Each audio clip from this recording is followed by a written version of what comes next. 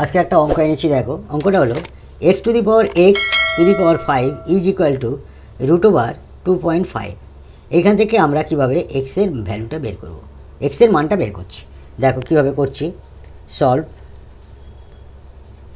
আমাদের অঙ্কটা হলো x to the power x to the power 5 is equal to √2.5।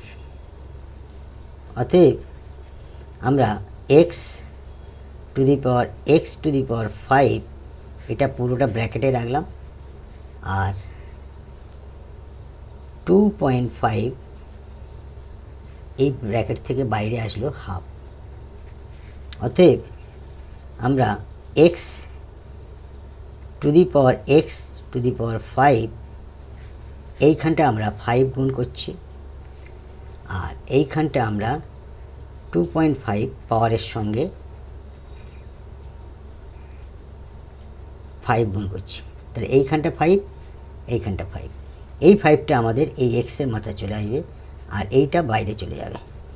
তাহলে দেখো এক্স টু দি পাওয়ার 5 বাইরে চলে গেল x two the power 5 is equal two, এইটা কাটাকাটি করলে কী হবে, 2.5, অর্থাৎ 2.5 টু দি পাওয়ার 2.5।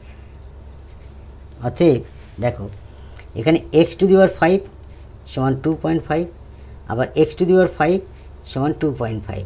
অতএব আমরা লিখতে পারি x টু দি পাওয়ার 5 সমান 2.5। অতএব দেখো এটাকে আমরা পঞ্চমূল করব, পঞ্চম মূল করছি, উভয় দিকে পঞ্চম মূল করছি, এদিকেও আমরা পঞ্চম মূল করছি। অতএব x টু দি পাওয়ার 5 এই পঞ্চম মূল মানে 1/5 is equal to 2.5 into half.